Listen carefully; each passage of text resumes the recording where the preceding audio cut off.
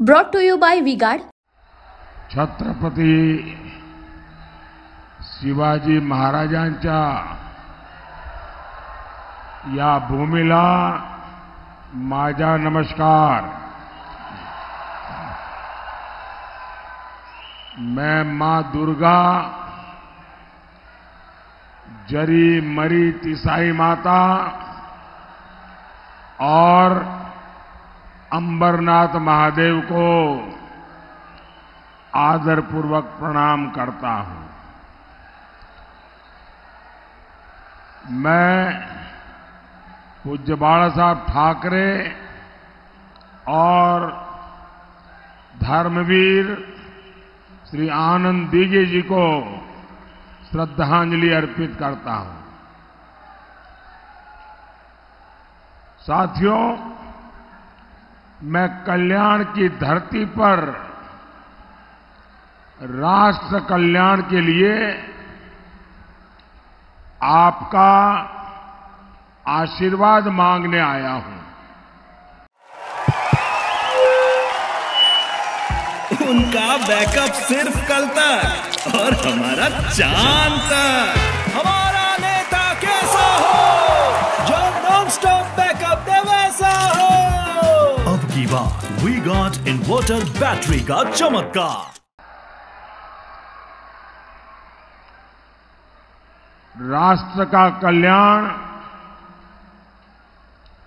गरीब का कल्याण, मैं गर्व के साथ कह सकता हूं कि आज के राजनीतिक माहौल में ये मुख्य कसौटी का केंद्र बना है। देश पहली बार 25 करोड़ मेरे गरीब भाई बहनों को गरीबी से बाहर निकलते देख रहा है। पहली बार हर गरीब के लिए पक्के मकान बनाने का पुरजोश काम चल रहा है। भाइयों बहनों, उनके राज में पावर रहे अनस्टेबल और हम रखे सब स्मूथ और स्टेबल। हमारा नेता कैसा हो जो स्टेबल पावर दे वैसा हो। अब की बार वी गॉट एसी स्टेबलाइजर का चमत्कार। पहली बार हर घर को नल से जल मिले, ये अभियान सफलता की नई ऊंचाइयों को छू रहा है। पहली बार गरीब के पास बीमारी में मुफ्त इलाज के लिए गारंटी कार्ड है और गरीब के बेटे की सरकार ने गरीब को सबसे बड़ी प्राथमिकता दी है। साथियों, मुझे इसके बाद मुंबई के कार्यक्रम में पहुंचना है। माननीय मुख्यमंत्री जी भी वहां रहना चाहते हैं और इसलिए उनको बीच में से निकलना होगा ताकि वो वहां पहुंच पाए। तो मैं शिंदे जी को प्रार्थना करता हूं, आप निकलिए, मैं यहां संभाल लूंगा।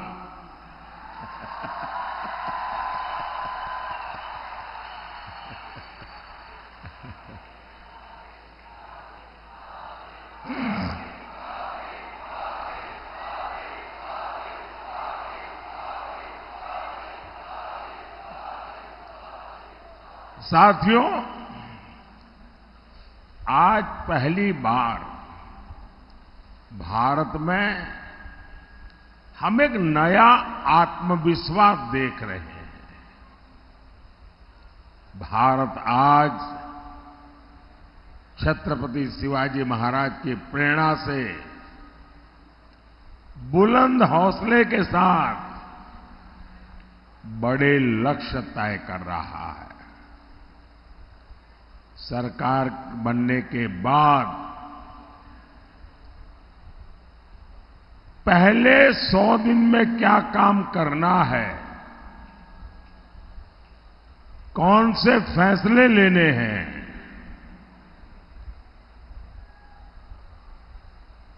इस पर लगातार काम किया है। ऐसा नहीं कि अब सरकार बन गई, चलो मालाएं पहनते घूमते फिरेंगे। आज जितनी मेहनत करता हूं, उतनी ही मेहनत 4 जून के बाद भी जारी रहेगी।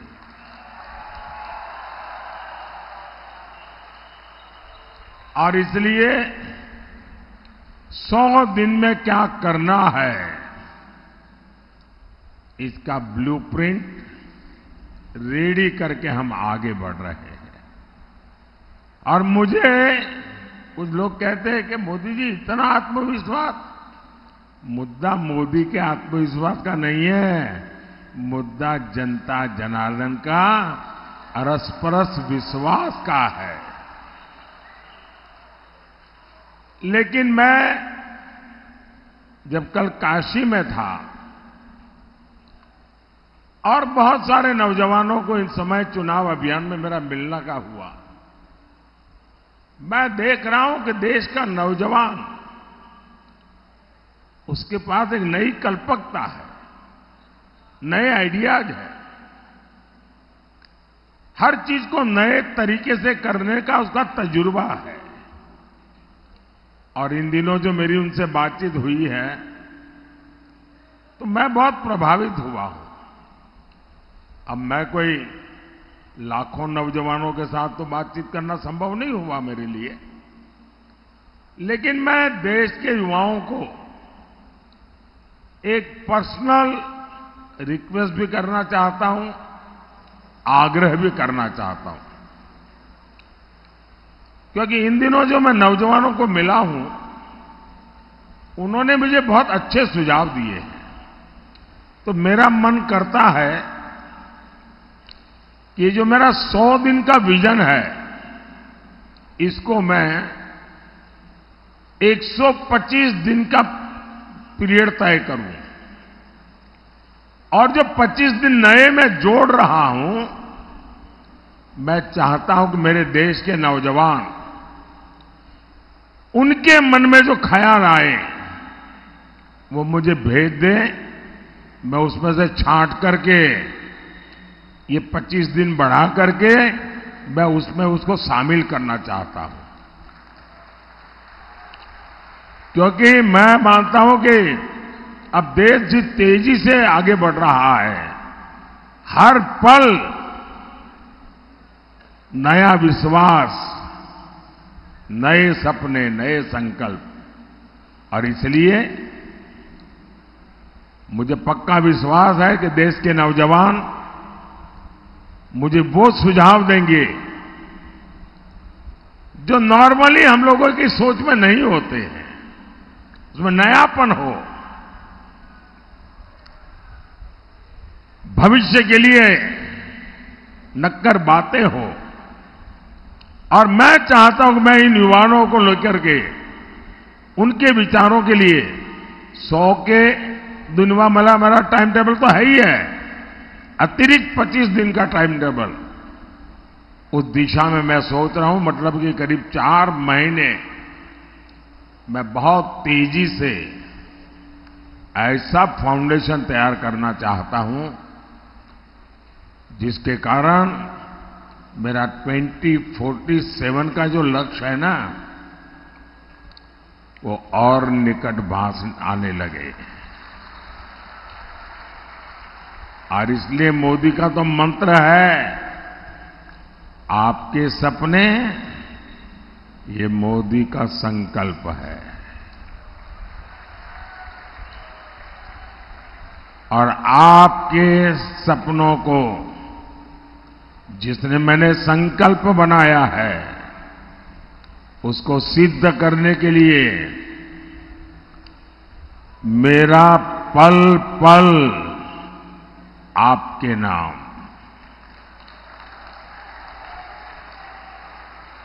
मेरा पल पल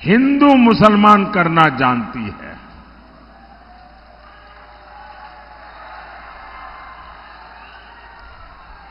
इनके लिए विकास का मतलब है सिर्फ उन लोगों का विकास जो उन्हें वोट देते हैं। कांग्रेस किस कदर हिंदू मुसलमान करती रहती है और मैं लगातार इसको एक्सपोज करता हूं। और जब मैं इनकी ये सारी बेईमानी बाहर लाता हूं तो इनको जो इकोसिस्टम है वो चिल्लाने लगता है, बोले मोदी हिंदू मुसलमान लाए। अरे मोदी तो ये जो हिंदू मुसलमान के नाम पर देश को तोड़ने वाले लोग हैं ना, उनका कच्चा चिट्ठा खोल रहा है।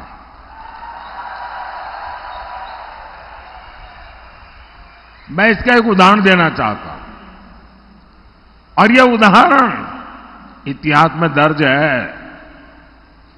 मैं कांग्रेस को चुनौती देता हूं,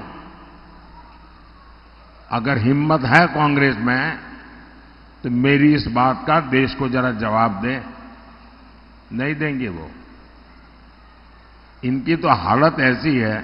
मुझे बताइए, आपके घर में आपको कभी आपके माता पिता, अगर आपने दादा उन सबको देखा हो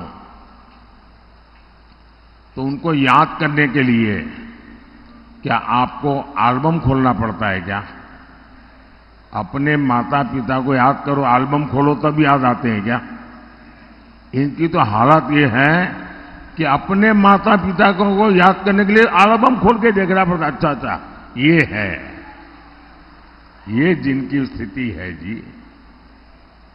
भाइयों बहनों, कांग्रेस अपनी सरकार के समय खुले आम कहती थी कि देश के संसाधनों पर पहला अधिकार मुसलमानों का है। और ये डॉक्टर मनमोहन सिंह जी ने कहा, उस मीटिंग में मैं मौजूद था और मैंने इसका विरोध किया था।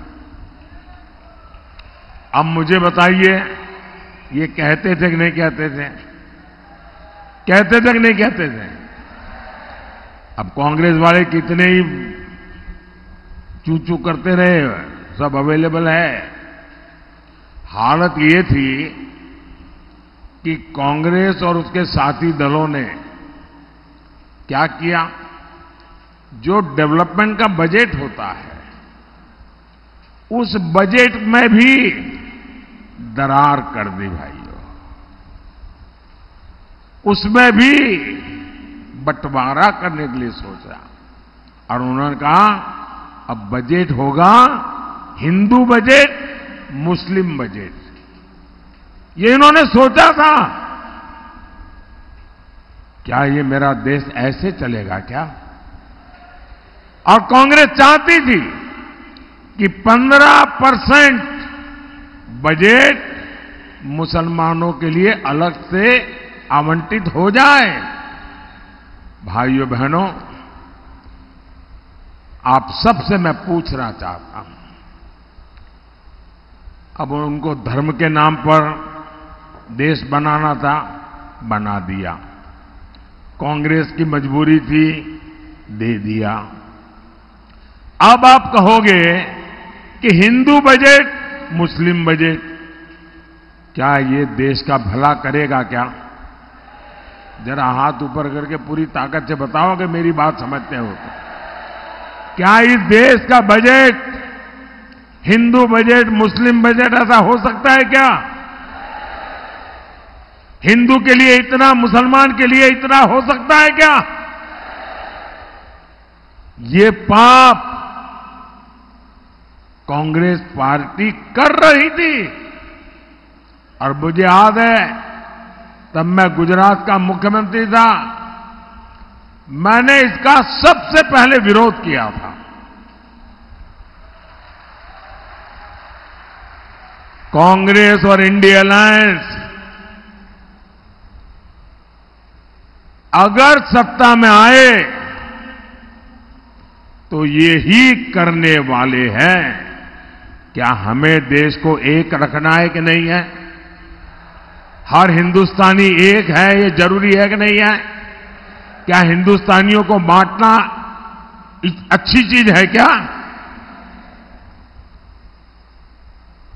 मैं आपसे फिर एक बार पूछता हूं, क्या ऐसे लोगों को सिर्फ यहां नहीं, पूरे महाराष्ट्र में एक भी सीट जीतनी देनी चाहिए क्या?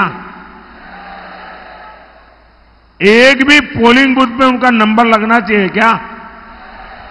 और मैं महाराष्ट्र के लोगों को बधाई देता हूं, पहले 4 चरण में उन्होंने ये इंडी अगाड़ी को चारों कोने चित्त कर दिया है। साथियों, आज भी इंडी अगाड़ी और कांग्रेस के शहजादे तुष्टीकरण का वही पुराना खेल खेल रहे हैं। इन लोगों की नजर अब एससी, एसटी, ओबीसी के आरक्षण पर है और उन्होंने प्रयोग शुरू कर दिया है। कर्नाटका, ये उनकी लेबोरेटरी बनाई है। कर्नाटका में उन्होंने क्या किया? सरकार में आने के बाद रातों रात कर्नाटका में जितने मुसलमान थे, रातों रात एक हुक्म निकाला कि सारे मुसलमान ओबीसी है। रातों रात सब मुसलमान को ओबीसी बना दिया और ओबीसी का आरक्षण का जो कोटा था, उसकी बहुत बड़ी लूट उन्होंने उनको दे दी, टुकड़े कर दिए। और आरक्षण की यही लूट कांग्रेस पार्टी पूरे देश में करना चाहती है। आप मुझे बताइए, ये एससी, एसटी, ओबीसी का आरक्षण के टुकड़े करके वो किसको देंगे? किसको देंगे? वही खेल करेंगे कि मुसलमान वोट देता है, मुसलमान को दो। जिनसे ये वोट जिहाद करवाने की बात कर रहे हैं, आप मुझे बताइए, आपने महाराष्ट्र में इंडी अगाड़ी में एक भी व्यक्ति ने, एक भी नेता ने इसका विरोध करते किसी को सुना है क्या? चुप बैठ गए। और मोदी सब जगह पे बोलता है तो कहते हैं मोदी हिंदू मुसलमान कर रहा है। मोदी हिंदू मुसलमान नहीं कर रहा है, मोदी उनके हिंदू मुसलमान का जो खेल है देश की जनता के सामने उसको खुला कर रहा है। और मुझे बताइए, एक कर्तव्य मुझे करना चाहिए कि नहीं करना चाहिए? क्या मुझे चुप रहना चाहिए? क्या मेरी छवि के लिए मुझे देश को तोड़ने देना चाहिए क्या? मेरे लिए मेरी छवि से ज्यादा मेरे हिंदुस्तान की एकता मेरे लिए प्राथमिकता है। भाइयों बहनों, कदम कदम पर देश को बांटने की सोचने वाले क्या आपके वोट के हकदार है क्या? आपके वोट के हकदार है क्या? साथियों, इंडी अलायंस के लोग जब तक सत्ता में थे, इन्होंने देश कैसे चलाया था? देश के भीतर बाजार सुरक्षित नहीं थे, सिनेमा हॉल सुरक्षित नहीं थे, होटल हो, रेस्टोरेंट हो, रेलवे स्टेशन हो, कुछ भी सुरक्षित नहीं था। और जो आज फर्स्ट टाइम वोटर होंगे ना, उनको तो ऐसी कोई चीज का पता ही नहीं होगा, क्योंकि उस उम्र में उनकी उम्र 5 साल, 7 साल, 8 साल रही होगी। उनको बताना जरा अपने 18, 20, 22, 25 साल के बच्चों को कि कांग्रेस के जमाने में अनाउंसमेंट होता था, कोई लावारिस चीज दिखाई दे तो छूना मत। रेलवे स्टेशन पर, एयरपोर्ट पर, बस लावारिस चीज दिखाई दे, कहीं लावारिस टिफिन दिखाई दे तो दूर रहना, पुलिस को बताना। कहीं लावारिस बैग दिखाई दे तो दूर रहना, पुलिस को बताना। कहीं लावारिस कुकर दिखाई दे, दूर रहना, बम होगा। ये लावारिस वाली चीजें यानी एक प्रकार से जीवन का हिस्सा बन गई थी और कहीं पर भी बम फूटते थे। भाइयों बहनों, 2014 के बाद आपके कान पर लावारिस से दूर रहो ऐसा आया क्या? ये खेल करने वाले लावारिस हो गए कि नहीं हो गए? साथियों, 10 साल पहले आए दिन बम धमाके होते थे कि नहीं होते थे? अगर आपको याद हो तो बताइए, नहीं है तो मत बताना। बम धमाके होते थे? जरा हाथ ऊपर करके बताइए, बम धमाके होते थे? आतंकवादी खुलेआम धमकियां जारी करते थे कि नहीं करते थे? सीमाओं पर गोलीबारी, राज्यों में नक्सली हमले, ये रोज की बात थी कि नहीं थी? लेकिन कांग्रेस की सरकार क्या करती थी? वो पाकिस्तान से गुहार लगाती थी और कांग्रेस अमन के कबूतर उड़ाकर फोटो निकलवाती थी जी। अमन के कबूतर उड़ाए जाते थे, मोमबत्तियां जलाई जाती थी, मोमबत्तियां। और क्या कहते हैं? प्लीज प्लीज हम पर आतंकी हमला मत करो, यही बोलते रहते थे। अरे वीर भारत भूमि की साख पर कांग्रेस ने बहुत चोट पहुंचाई थी। और जब से आपने मोदी को सेवा का मौका दिया, तब से क्या हुआ? Surgical strike, air strike. अब पाकिस्तान ने एटम बम की धमकी देना बंद कर दिया है। लेकिन साथियों, आपको एक और बात नोट करनी चाहिए। भारत को धमकी देने का काम पाकिस्तान की तो नहीं हिम्मत, लेकिन कांग्रेस वाले वो फाइल लेके घूम रहे हैं। कांग्रेस वाले कह रहे हैं, कांग्रेस नेता कह रहे हैं कि पाकिस्तान का सम्मान करो, उनसे सर झुका के बात करो। क्यों? उनके पास एटम बम है, एटम बम। अरे उनके पास रख रखाव के पैसे नहीं यार।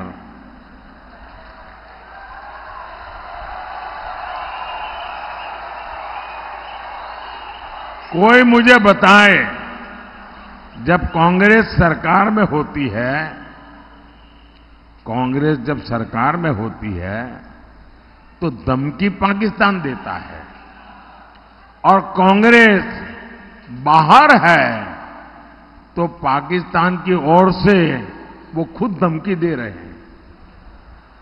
पाकिस्तान अपनी संसद के भीतर स्वीकार करता है कि उसने आतंकी हमले करवाए, लेकिन यहां कांग्रेस और इंडिया अघाड़ी के लोग उसे क्लीन चिट देते हैं। कोई जरा बताइए ऐसा क्यों है?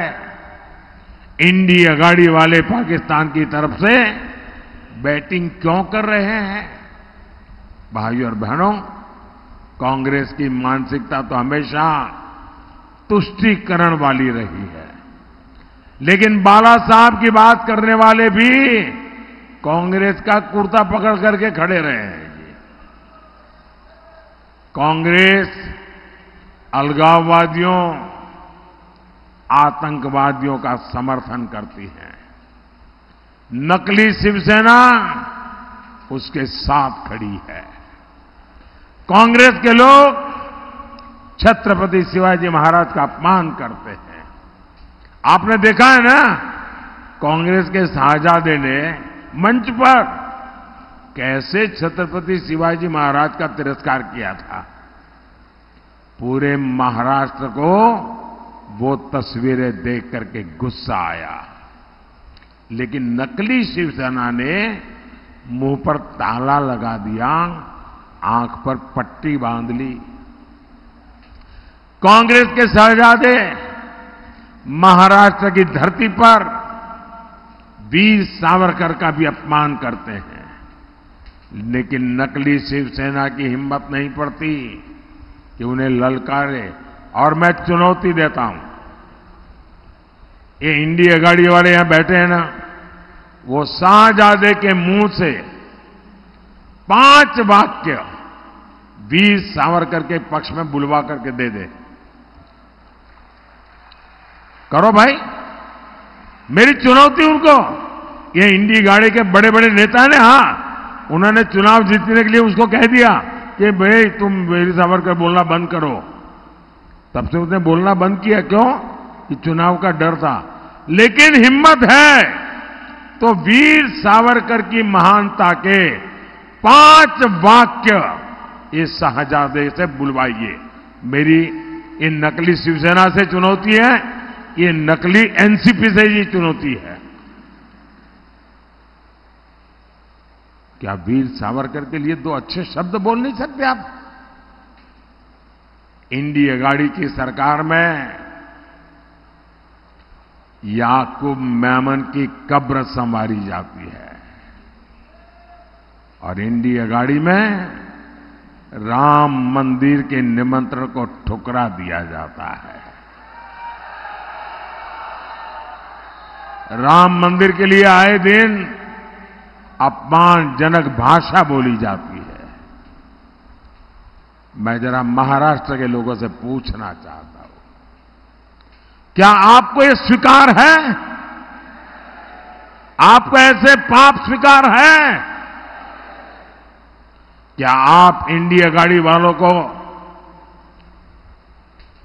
इस बार इस चुनाव में सजा देंगे कि नहीं देंगे? ऐसी सजा दीजिए, ऐसी सजा दीजिए कि ऐसा पाप करने की हिम्मत न रहे। साथियों, और अभी शिंदे जी बता के गए कि 93 के बम ब्लास्ट के गुनहगार नकली शिवसेना के लिए प्रचार कर रहे हैं। बताओ, इससे बड़ा दुर्भाग्य क्या होगा? साथियों, 20 मई को आपको सशक्त और विकसित भारत के लिए वोट देना है। 20 मई को आपको तुष्टीकरण के खिलाफ वोट देना है। कल्याण से एनडीए प्रत्याशी भाई श्रीकांत शिंदे जी और भिवंडी से भाजपा प्रत्याशी श्री कपिल मोरेश्वर पाटिल जी, इनको दिया गया आपका हर वोट मोदी को मजबूत करेगा। और जब आप उनके लिए मतदान के लिए बटन दबाएंगे ना, वो वोट सीधा सीधा मोदी के खाते में जाएगा। कपिल पाटिल ने मेरे साथ सरकार में भी काम किया है। ये हमेशा इस क्षेत्र के विकास के लिए सजग रहते हैं। मेरा अनुरोध है, मेरे इन दोनों साथियों को भारी मतों से विजयी बनाइए। अच्छा, मेरा एक काम करेंगे, घर घर जाना, ज्यादा लोगों से मिलना और कहना मोदी जी आए थे, मोदी जी ने आपको प्रणाम कहा है। बोलिए भारत माता की, भारत माता की, भारत माता की। बहुत बहुत धन्यवाद। Brought to you by V-Guard.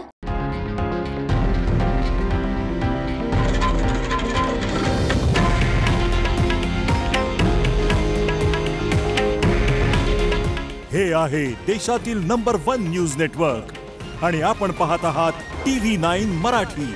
काळजी तुमची, हित महाराष्ट्राचं.